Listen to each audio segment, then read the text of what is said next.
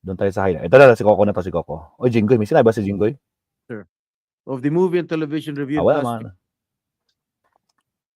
colleagues, doubts have been publicly expressed by certain personalities whether the trial of the impeachment complaint against the Vice President can continue or cross over into the 20th Congress. Yun.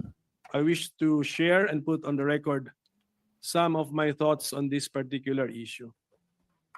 Article 11, Section 3, Paragraph 6 of the Philippine Constitution provides that, and I quote, the Senate shall have the sole power to try and decide all cases of impeachment. Hence, this provision makes the Senate not just an impeachment court, but the impeachment court. An impeachment proceeding is sui generis, that is, unique or a class of its own.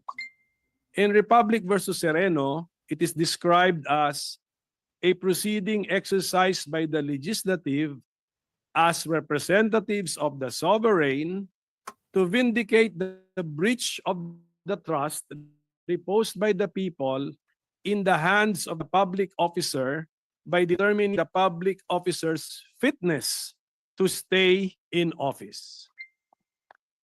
While the form, procedure, and substantive arguments in impeachments remind us of a court trial, it also has the characteristics of a political process. The decision-making process in impeachment is not governed by any fixed or binding standard of proof, allowing for broad discretion on the part of the members of the impeachment court when they make their final decision on the case. The decision makers or the members of the impeachment court can use any standard of proof they want, and this choice will not be subject to any review by any court except the court of public opinion, which is not technically a court. This fact gives the impeachment proceedings its political character. Hence, to better understand these sui generis impeachment proceedings, we need to look for analogies using well-known principles and practices in other systems which are applicable to impeachment proceedings. As to the question of whether the impeachment trial conducted by the Senate in the 19th Congress or the impeachment complaint entertained by the Senate in the 19th Congress can cross over and continue into the 20th Congress, there is no provision in the 1987 Constitution or in the Senate Rules of Procedure on impeachment trials that expressly prohibits this. On the contrary, the Senate Rules on Impeachment support the position that the impeachment trial shall continue until final judgment, even if it is necessary to continue into the next Congress. Let me read the rules. Rule number 3. Upon presentation of the articles to the Senate shall specify the date and time for the consideration of such articles. Unless the Senate provides otherwise, it shall continue in session from day to day, except Saturdays, Sundays, and non-working holidays, until final judgment shall be rendered, and so much longer as may in its judgment be necessary. There is a contrary opinion that the rules of the Senate mandate that all pending matters and proceedings shall terminate upon the expiration of one Congress should take precedence over the cited rules on impeachment, which state that the trial shall continue until final judgment. The justification for the precedence given to the rules of the Senate is that the latter were passed by virtue of the power granted by the Constitution to the Senate to promulgate its rules. That is found in Article 6, Section 16, Paragraph 3, which provides each house may determine the rules of its proceedings. However,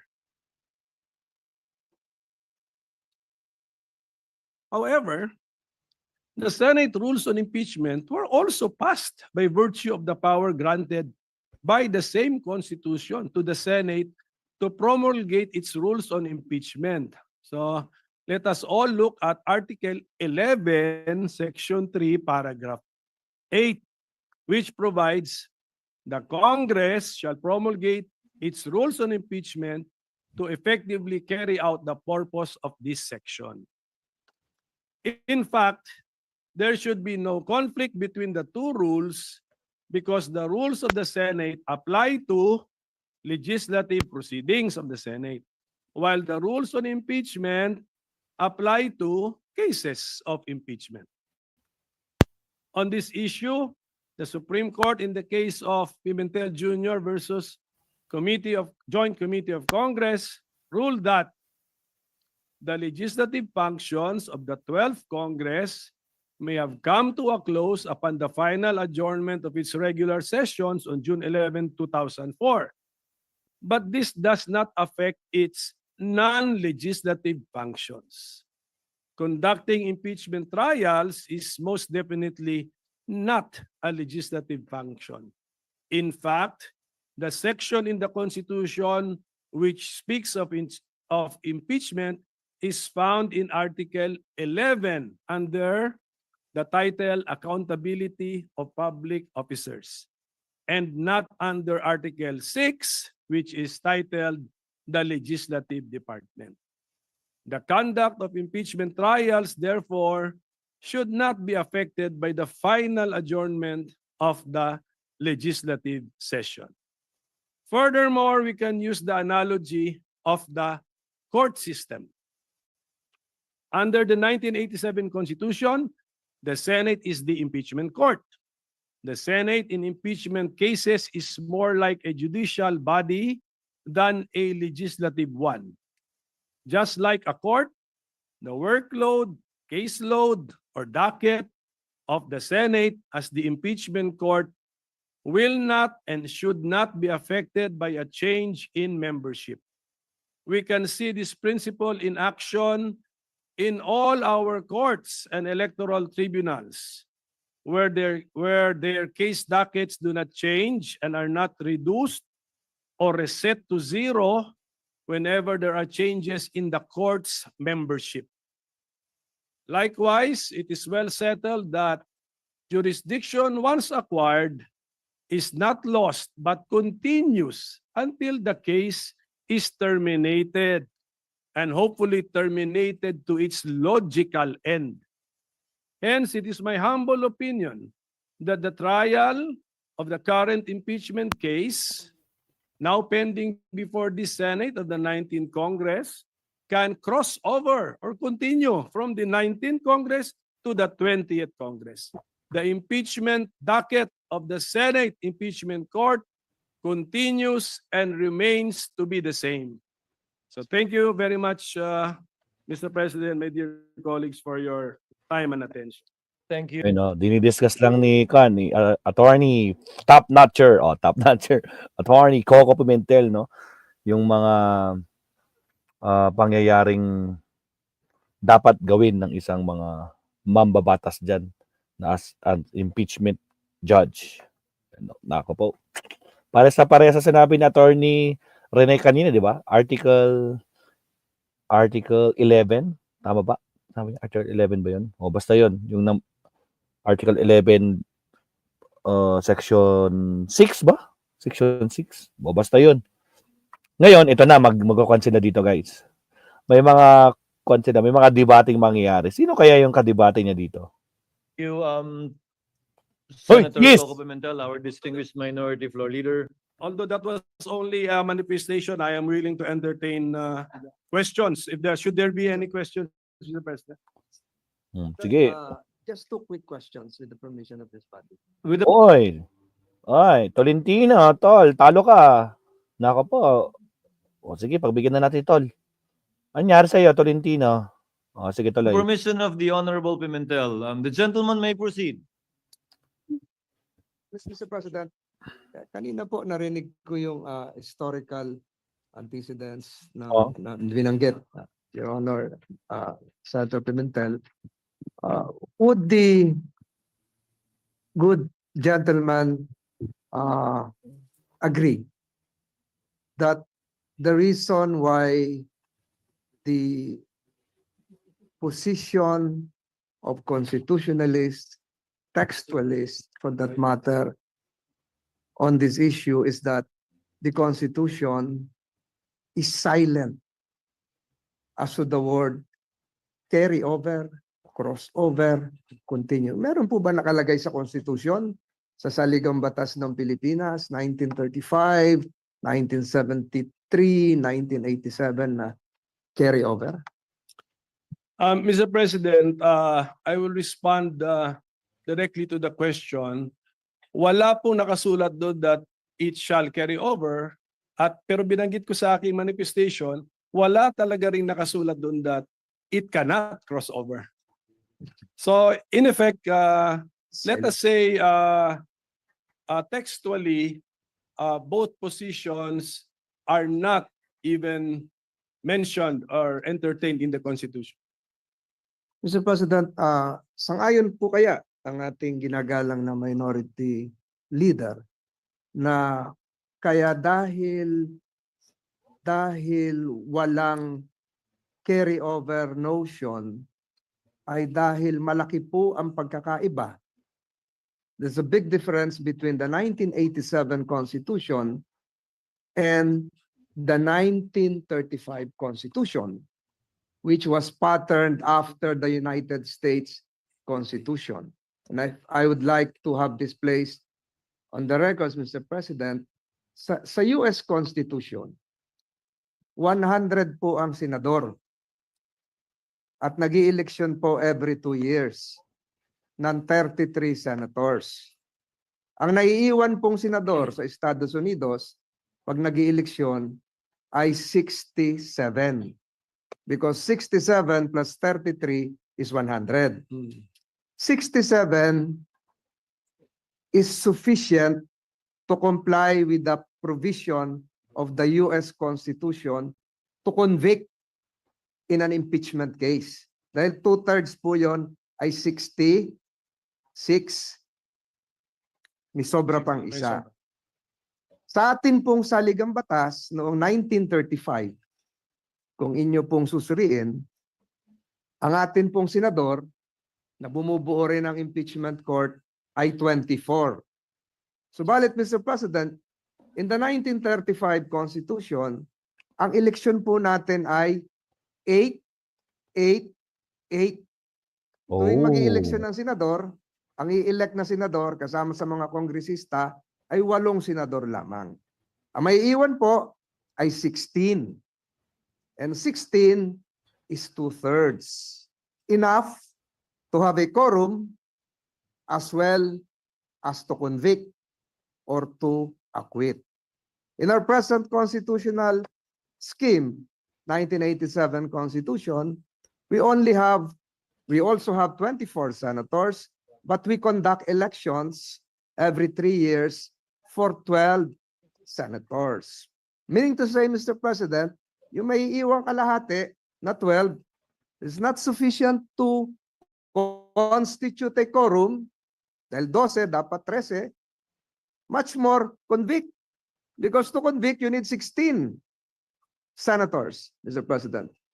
Is it now the proposition of the good minority leader that the constitutional spirit as enshrined in the 1935 Constitution, the same as the spirit prevailing, although it is not as admitted by the good minority leader, textually enshrined, the same as the 1935? Ibig sabihin po ba yung 12 ay may quorum? Yung 12 ay may pwedeng maging 2/3 to allow your notion that we can carry over at yung sikat nga yung salita maitawid.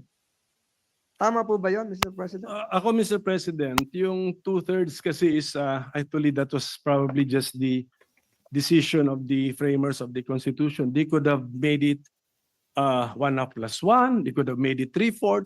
So it's maybe by accident that 2/3 is equal to 8 + 8 is 16 is 2/3 of 24, but I do not think that that was really the point, Mr. President. But at any rate, we have to live with the 1987 Constitution. So we look at the 1987 Constitution.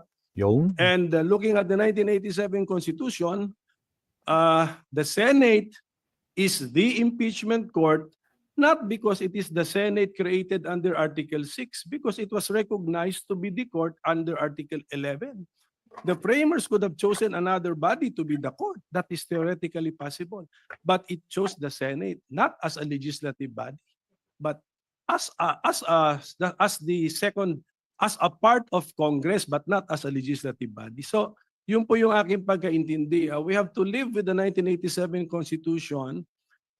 We copied generally the idea siguro sa United States, but let's not be so beholden to their practices and rulings kasi iba na rin po, iba talaga ang sitwasyon natin. And I think textually speaking, my position is supported that although we keep on saying Senate, but this is not Senate as the other half of Congress, but this is the Senate chosen under Article 11 to be the impeachment court. So iba po ito. And then may paragraph 8 doon, sinabi, Congress shall also issue the rules to give life to the accountability of public officers. So, and we have done that. So, kaya ang aking stand actually is the Senate as an institution is the impeachment court. So the member judges can change, but just like as a division of the Supreme Court, division of the Sandigan Bayan and the CA, if they change their members, yung docket nila or caseload nila, tuloy pa rin. They have to decide the cases and bring the cases to their logical conclusion. So that is my simplified position, Mr. President. So one last question, Mr. President, if the good gentleman would accede. Ang ibig sabihin po nito, Mr. President, is that the Senate now, under the 19th Congress, is empowered, is authorized to confer a jurisdiction to another Senate, which would be forthcoming, the Senate of the 20th Congress. So, alam po ba tayo under the Constitution to transfer pending business, or should it follow likewise, using your logic, the traditional norm of having it refiled and reset Refiled. starting from zero? Similar to the bills. Yes, yun na nga. So, ang ibig ko sabihin, Mr. President, what would prevent the 19th Congress from passing on the impeachment case, not just to the 20th Congress, but to the 21st Congress? And I implore the good minority leader that all the provisions mentioned a while ago, which are correct, should likewise be read together with the constitutional provision that there should be only one impeachment case filed per year against the same respondent, Mr. President. Alam nyo ba, Mr. President, na yung rule na Yan na. yung legislative workload natin ay magre-reset pag may bagong kongreso? Alam nyo ba na wala sa Constitution yun? Yun lang. Nasa rules natin yun. Oh. Ang rules natin, promulgated natin because of the power given to us by the Constitution. But the Constitution does not specify that. Actually, we could have written na yung pumasa na ng third reading, itrato natin na third reading na rin. We could do that, but we did not do it. So policy lang po yun na reset natin as far as legislative workload is concerned. Pagdating naman sa impeachment judicial workload of the Senate as an impeachment court, I propose, or I give the interpretation that the caseload remains. Ang nagbago lang are the member judges, just like I think we can easily envision sa Supreme Court, nagbabago, divisions ng CA, divisions ng Sandigan Bayan, but the caseload remains. So I think we can mentally separate the two kasi Article 6 yung legislative workload, Article 11 yung impeachment workload. So that would be my response, Mr. President. But Mr. President, would not that prevent the other part of the two-step process? Two-step process because filed by the lower house, prosecutors, Yeah. received by the Senate, the trial jurors, the trial judges, would not that prevent the other part of the two-leg process from initiating another complaint? Because there is now a case pending, which you say should be continuing. If the majority leader will allow me not to respond, but Yes, his, because it's but because- his question is very loaded and provides the hint of what can happen in the future. Mr. President, I've taken too much time of this body. I would relish My goodness. interpolating the good minority leader even for 5 hours on this topic alone. But again, Mr. President, siguro mahabang-mahaba na po ito. I stick again to my previous manifestation that if we will not be able to conclude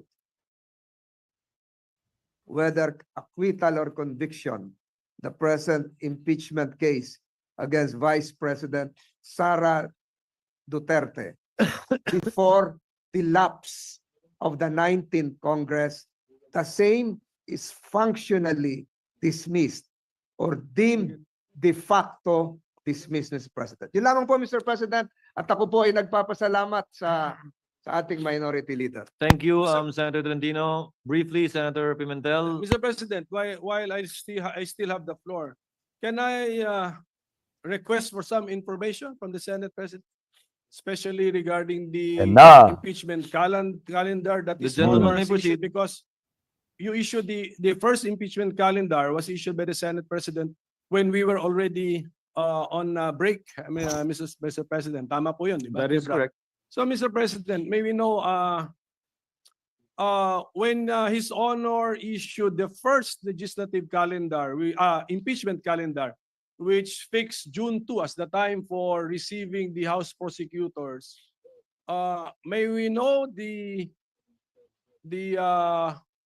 basis of the authority of the Senate President when he issued the first impeachment calendar, Mr. President? Basis of authority na, taktay tayo dyan. No, sige. Sagot, Jesus Cordero. Article 1 of the impeachment rules, which says that the Senate President can set the date for the presentation of the articles of impeachment. Mention was made specifically of the Senate President. And also we were on recess. So the Senate President at that time, Your Honor, issued a suggested calendar of activities. I was very clear when I stated that. Subject to plenary approval when we resume, because you were already on recess at that time. The second notice sent by this representation was made also while we were on recess. And I also stated that it was subject to plenary approval and or reversal, as the case may be, given the load that we need to take up after the LEDAC meeting.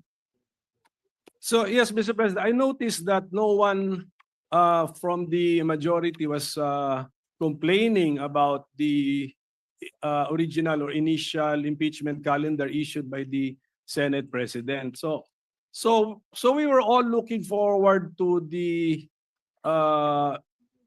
date where there should be some action on the impeachment, which is Yes. June 2. Supposedly, So, yes. Yes, supposed to be. Kaninang 4 o'clock yung the prosecutors from the House of Representatives should have appeared before us to read the articles of impeachment. But then this was changed.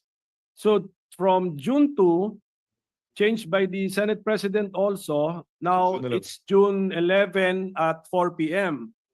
So if the authority used to issue the original calendar was based on the fact that we were on break, now that we are not on break, could not have the Senate President waited for 3 p.m. and then we discussed moving the June 2 4 p.m. to June 11 4 p.m.? Because, Your Honor, notice had to be given to the House with respect to the proposed change in schedule. And we could not decide on moving it after the House members are already here Yeah. in the Senate. That was the reason behind it, Your Honor. That was His Honor's judgment call, Mr. President. Yes, Mr. President. Yes, Your Honor. Just on another matter, Mr. President, yung appearance ba ng House prosecutors ay nasa Senate impeachment rules or you just took this from American practice, Mr. President? It is not in the rules that was lifted Yun from American lang. practice because what was done before was that the majority leader, the Senate majority leader was the one that read the articles of impeachment that was referred to the Committee on Rules that triggered the convening of the impeachment court. When we researched on it, we thought it was more proper, given that we should have no part in it, in the impeachment trial, in the prosecution of the impeachment case, that the prosecutors should themselves read the articles of impeachment, as is the practice in the United States where we lifted most of our impeachment rules. So it's an innovation. But although had we done it, hindi naman, I don't think it would be fatal or make the proceedings infirm. So it's just not, to use the term of the majority leader, textually required under the existing Senate impeachment rules. Hindi pa ba? No, what Yeah. was required by our rules, if at all, was the referral of the impeachment complaint in plenary. Because mere filing with the Secretary General does not often by itself operate as the receipt by the Senate in plenary, given that, as with any communication, it has to be referred in plenary, officially by the Senate as a body. Mr. President, Sige, Mr. President. Mr. President, with the permission, Senator Tolentino is Minority recognized. What is Leader. your pleasure, sir? would the loaded question of the good minority leader, if decoded, would mean that should the presentment be made before the Senate sitting as a plenary, or should the presentment be made before the Senate constituted as an impeachment court? Baka yun po yung tanong nyo. But it was the Senate President to research on American practice. How do they do? How do they plenary. do it in the United In States? plenary, Your Honors, not as an impeachment court, because again, mere receipt by the SecGen does not operationalize or start the process of impeachment. Any communication, and that is a communication from the House, must be referred by plenary to the appropriate committee for proper action. That in turn will now trigger, if at all, the convening of the impeachment court, where the regular processes would now be followed, such as the issuance of summons, etc., etc. May we know the rule, Mr. President, that it I'm should sorry? be, may we know what the specific rule? Is that in the rules or is that by practice or costumbre? Tingnan niyo, ano rule? Under Rule 3, Paragraph 2, upon presentation of the articles to the Senate shall specify the date and time for the consideration of the articles. Yes, but So the But- articles need to be presented to the Senate. yes, but so your honor is reading our Senate impeachment rules. Yes. Correct. So when we use the Senate in the Senate impeachment rules, we're talking about, we could be talking about the Senate as the impeachment court. Because We it's the have- Senate. And by virtue of the procedure in Articles 1 to 3, we have not yet convened the court, Your Honor. For example, succeeding rules in our impeachment rules, 4 onwards, would pertain to the Senate already as an impeachment court, because that is already the trial proper, beginning with the issuance of summons. Mr. President, the second sentence already contradicts his honor because it says Ayun lang. second sentence of that second paragraph of Rule 3. Mhm. Unless the Senate provides otherwise, it shall continue in session from day to day. Yun, oh. Session Yun na, paktay ka. Nakapaw, nasilipan ng butas. Paano mo sasagutin yan, Cheese? O, sige, total, magaling ka naman sumagot eh. Sagot! na yan as court. Kasi until final judgment eh. Yun na yun eh. So, the use of, when we use Senate, in the Senate impeachment rules, we refer to the Senate as the court. Galit na si Top Notcher, Coco Pimentel. Nakapaw! Sige, tuloy. Mr. President, According to the Secretariat, Your Honor, the dividing line is when we take our oath as senator judges and convene as such. Because we will be wearing two hats, Your Honor. As senators, performing our legislative and legislative function, and as members of the impeachment court, performing our sui generis function. And these are two distinct, if at all, hats and functions that we would be performing. That's why we have to adjourn session and convene as an impeachment court, and vice versa if we want to revert back as a plenary. Well, Mr. President, ano na lang, for so as to Mr. President, our staff can revisit. Ito yung sentence natin, ano? Second paragraph of Rule 3 of the Senate impeachment rules. Upon presentation of the articles to the Senate shall specify the date and time for the consideration of such articles. Unless the Senate provides otherwise, it shall continue in session from day to day until final judgment shall be rendered, and so much longer as may in its judgment be necessary. So, are we using the word Senate in one paragraph in two concepts? One as Senate legislative body and the other as the court? I believe so, Mr. Correct. President, Your Yan Honor. lang. Again, So, since these manifestations, also the manifestation made by our distinguished majority floor leader himself earlier, after these manifestations are made, these matters and these statements will be referred to the Committee on Rules for them to look into it. We have time, Mr. President, Your Honor, to resolve this matter in due course in the next couple of days. Mr. President, Yes. if I can direct this question to the good minority leader, Sige, pagtulungan nyo kung kaya nyo. the Senate, even if not acting as an impeachment court, pwede po bang tumanggap ng mga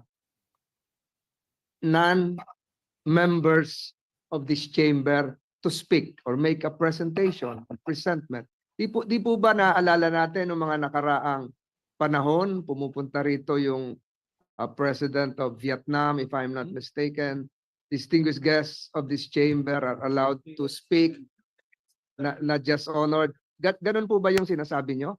Na baka are the members of the House, though constituted as panel of prosecutors, can they enter the Senate, this chamber, constituted as a plenary or as an impeachment court or both?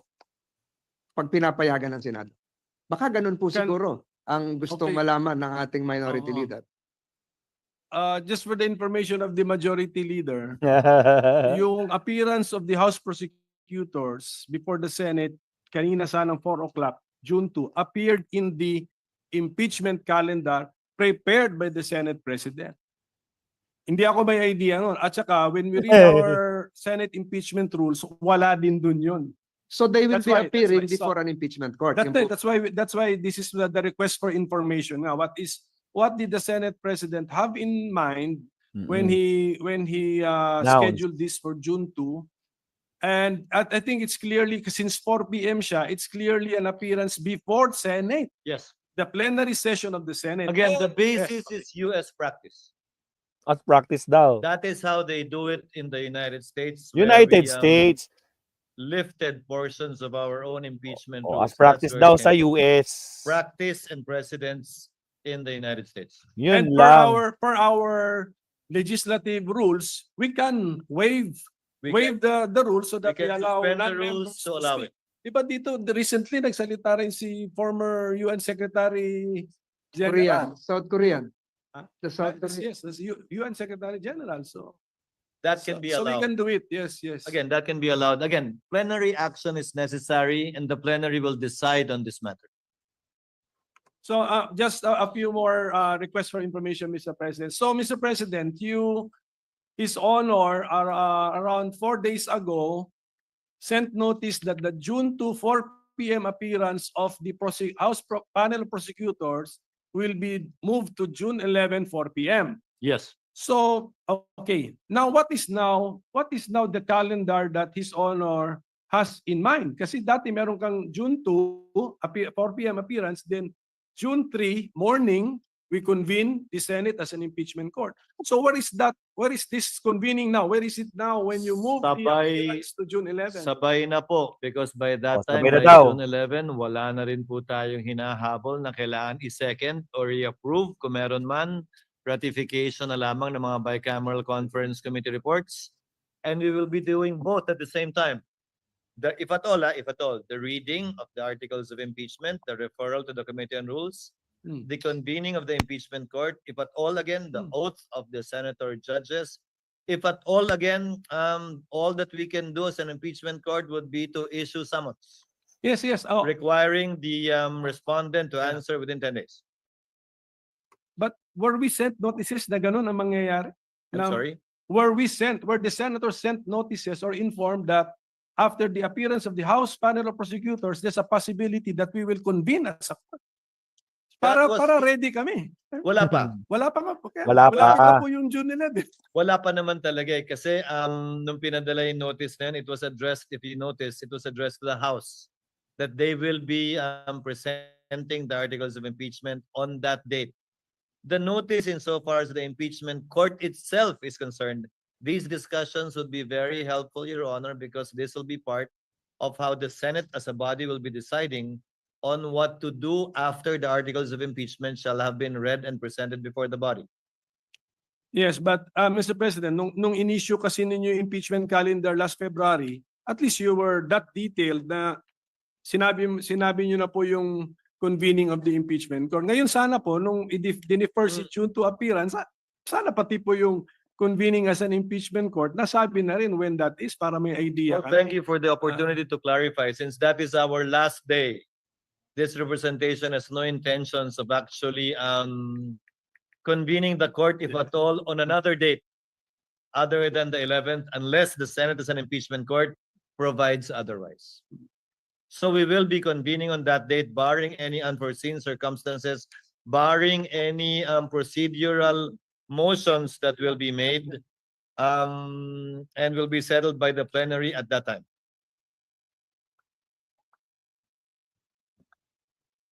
No, nandiyan na si Senator Risa. Nako po, nagkukumpul na sila doon, no? Anong meron?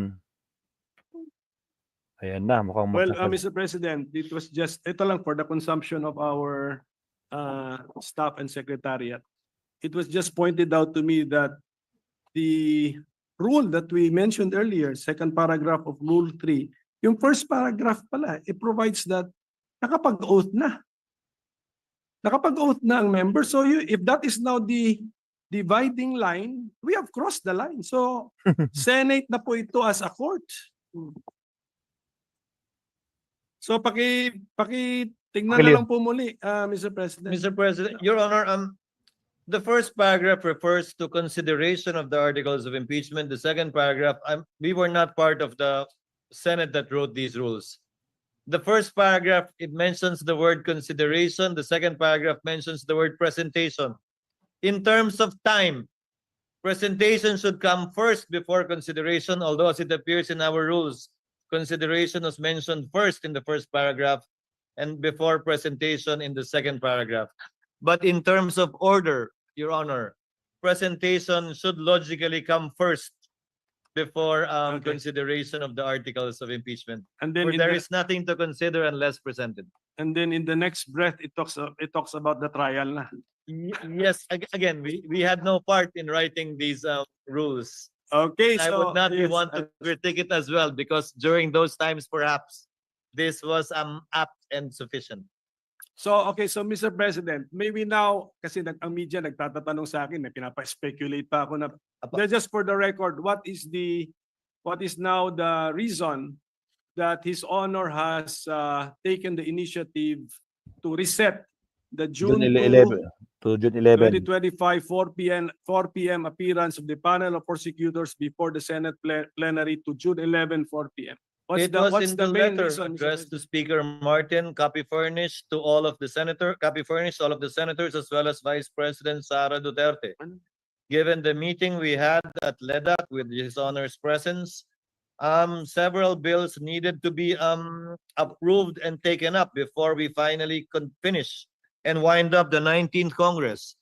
Meaning to say, some bills need to be approved on second reading within the week today, so that we can do third reading next week. Some bills have to be approved on third reading today and within this week, so that bicameral conference committees can finalize and iron out the disagreeing provisions between the Senate and House versions, so that we would still have time next week to either ratify these bicameral conference committee reports or still do third reading in compliance with the constitutional requirement of 3 readings on 3 separate days, at least 3 days after it's approved on second reading.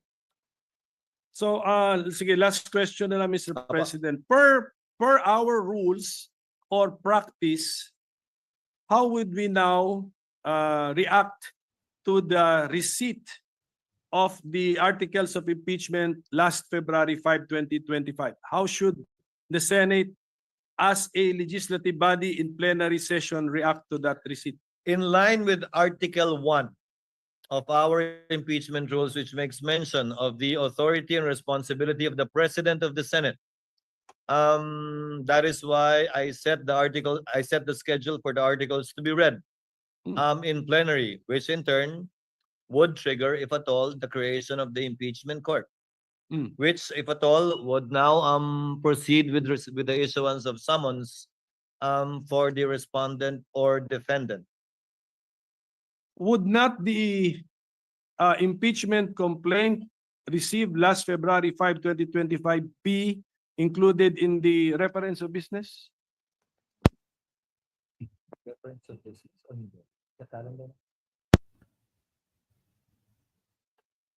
Ano na, Cheese? Okay ka pa ba? Kaya pa ba? Ano ito? Ito ba? Ito ba versus? It will be included in the reference of business, yes. Supposedly today, kung natuloy tayo today, but on June 11, so that it can be included in the agenda for that particular day. That's my point, Mr. President. Kung i-reference of business, why are we not doing it today? Anong damage kung gawin natin today? Pwede rin naman. Hindi pa tayo Yes. nagbabasa ng reference Yes, of yun business. na nga. eh. Sure. Pero wala no. Are we doing it today? Kasi Okay. February 5 pa yun. That's why I'm mentioning the date that it was received, February 5. So can we include it in the reference of business today? Kasi parang mas normal eh.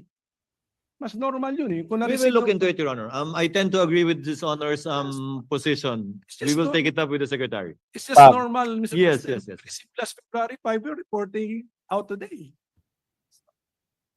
Okay?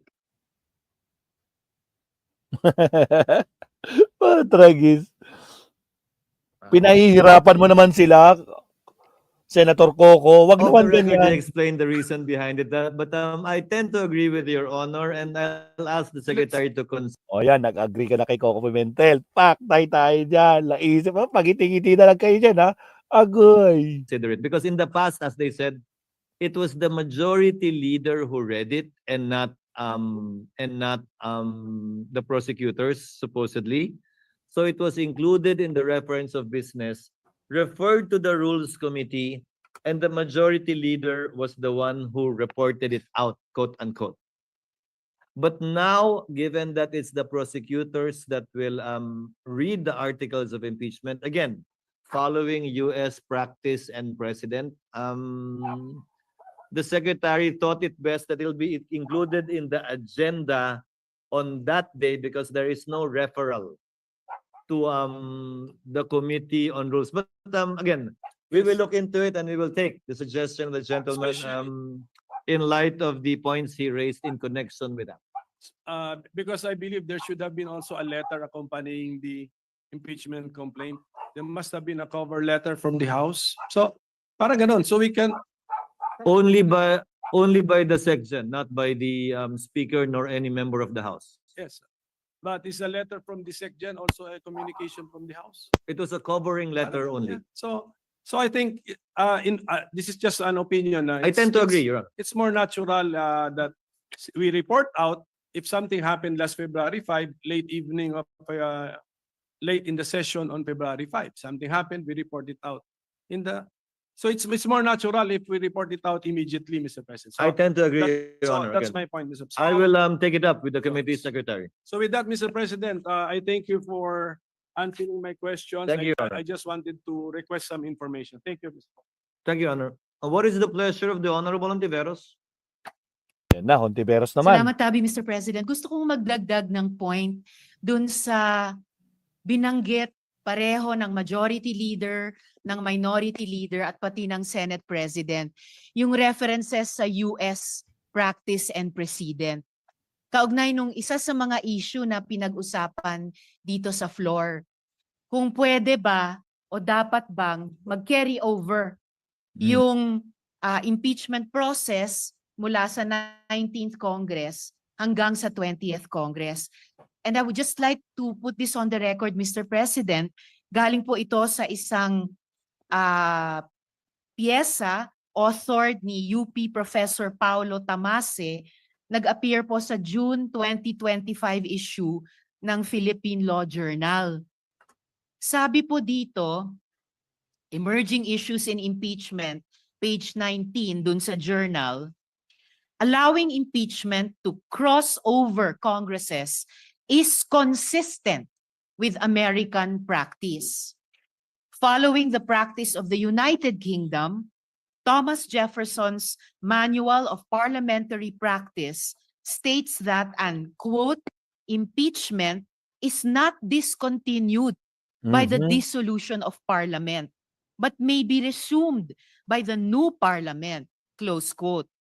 The US Congress na binanggit ng majority leader, ng minority leader at ng Senate President, the US Congress has observed this for over 200 years. You know? From the 1803 impeachment of Judge John Pickering to that of Judge Porteus in 2009. In Congress, impeachment proceedings are not discontinued by a recess. The following impeachment proceedings extended from one Congress to the next. 5 pong halimbawa, Mr. President, sa article na ito.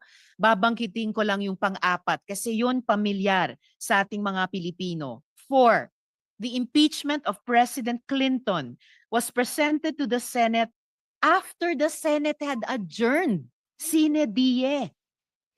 After, Mr. President, the Senate had adjourned sine die for the 105th Congress, and the Senate conducted the trial in the 106th Congress, Mr. President.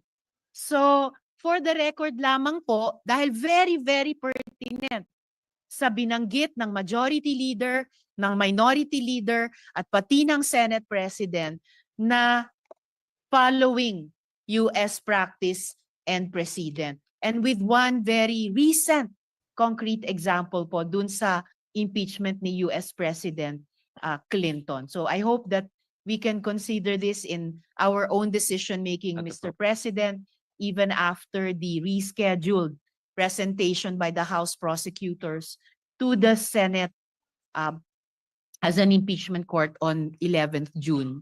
Salamat, Tabi, Mr. Duly President. noted and entered into the records. Majority Floor Leader. Just to reiterate again, yung nabanggit ko po kanina nga, magkaiba yung sa Philippine Senate at US Senate kasi ang naiiwan sa US Senate tuwing mag-ieleksyon ay 67 senators, enough to constitute a quorum out of 100 senators and enough to convict or acquit. Sa atin po, 12 lang, not enough to have a quorum of 13, more so a number of 16 to convict or acquit. But be that as it may, Mr. President, we have all the discussions done, and I think this would really be part not just of the discussions that whatever case would be elevated to the Supreme Court would eventually be decided in the near term. Mr. President, I seek a minute suspension, Mr. President.